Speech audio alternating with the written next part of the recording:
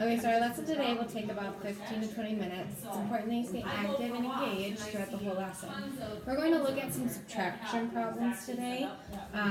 We are going to start off with reviewing using some manipulatives to represent numbers. So manipulatives like these, but to represent numbers, okay? So we have stripes and little blocks or squares today. So the stripes represent the tens place in a number. So this would equal 10. And then the little squares will equal the ones place in a number. So just 1 is 1. And then one stripe is 10. Right? So 10 ones and then 1. So I'm going to show you, for example, where you have the number here, 63. So how I would represent that is 6 stripes. Lay them out for me. Thank you. So there we go. So 6 stripes, so that would make 60 for me. And then 3 ones. So 63, right? Pretty simple or pretty clear. So now I'm going to have you do one. You're going to have that. You're going to have 47. Can you show me what that would look like in the...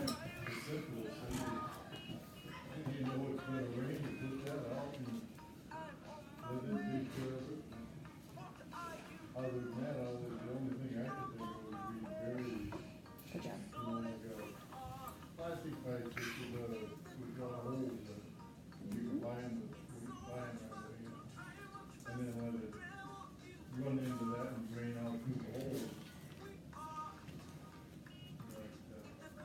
I know. You kind of like to fly all over. Okay. Awesome. Good job. So what do these 4 right here represent then? They represent the tens. Okay, and we have how many? 4. So 4 that tens. would be 40. Yep, and then you have the Ones. and you have 7. 7. Okay, perfect. Good job. So then we also have worked a little bit, or at least talked about borrowing. So I want you to show me with this. Do you have a pencil or something? I do not. I can get one. Do you want to? Okay, thank you. Sorry, we're not as prepared as that. Of course. I don't. It's so smooth, and then you're like, oh, I don't have a pencil. Okay, so when we borrow from a problem like this, we know that we have to like right here, when we have a smaller number than right here, we have to borrow from the tens. 5. Yep, Or from the tens place. And then put a 10 here. So will you show me how you would do that?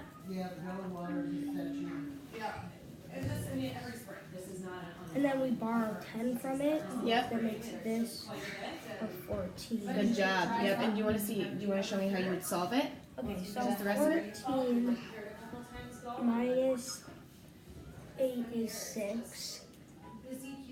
4 minus 1 is 3. Awesome. Good job. Great. Now we're gonna try to do some problems like that using manipulatives, just so we can make it clearer what the process is and how we're figuring that number, okay? Because it's clear that you know what it means to borrow, but what's the background to that? You know what I'm saying? Not really. Okay, well that's why we're gonna paint it out for you, and we'll use the manipulatives to make it clear what we're doing. Okay, so with the same problem as our example, let me grab this. Just gonna do this one. Okay, and to help us solve it with manipulatives, I'm going to draw I need your pencil really quick, a place value model. So what that's gonna look like is this here. This spot is gonna represent our tens, and over here will represent our ones. So now that we have the model drawn out, I'm going to start with my initial number. So our initial numbers are 54, and this is the number we're starting with. So we're going to model this. We're going to put 5 strips over here in our 10 spot. 5. Then we're going to put 4 squares in our ones to represent our 4, so 54. So now remember, subtraction is when we're taking away from our total. So our total in this case is 54, and we want to take 18 away. So it's important that we always start with our one spot, which we know. Just in case we need to regroup and borrow, because we may not know that at the beginning. So let's take away, we want to take away 8 from 4. So we look at our ones, and we can't do that. So what we're going to do is we're going to borrow a 10. So we're going to take our 10 out, and we're going to add in 10 over here. So we took it from here, so now we need 10 over here in our ones. How do I? You must 6, have to jump up on it and reach in. 8, No, just reach over. I tricky to get them out. 9, Well, yeah. 10. So now it looks like 14, yeah, looks like up here. So now we have enough to take away 8 ones. So now we'll take away 8, Yeah, I had quite a bit in there from around the 8 away, and we have 6 left. So that looks like it's lining up with our example we did earlier. So now we have 6 ones left. So now we can move to our 10s, and we have 4 10s now instead of 5 10s because we took one away. So we're gonna do 4 minus 1. We'll take one of those out, and so our answer we have left with is 36. Perfect. So that's how the whole process of what we did this looks like at manipulatives. So now let's do one together using the manipulatives how I just showed you. Okay, so what's our first step? We make the number that we're starting with, which is 88. Yes. Perfect. So let's do I go, yeah. 8. Yeah, Ethan has starting at 3:45, so he signed up for the student versus staff basketball game. So he'll stay after school. I will pick him up at 5 o'clock. Perfect. Good job. And then your next step. That thing over there said that you put the last at 5:15. There's 2 things up there.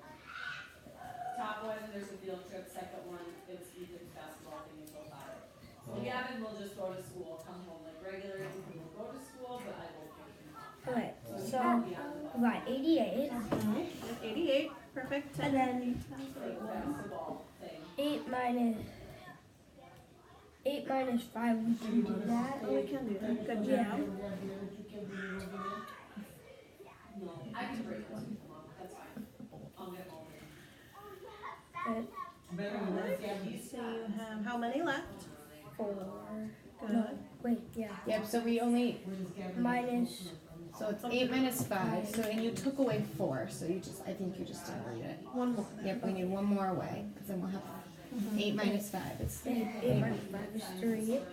Minus 1 is always 73. Good job. Good job. Perfect. You did that. That one was a little easier, because we didn't Little- have to borrow, but Yep. To borrow. it still shows you how you got your answer.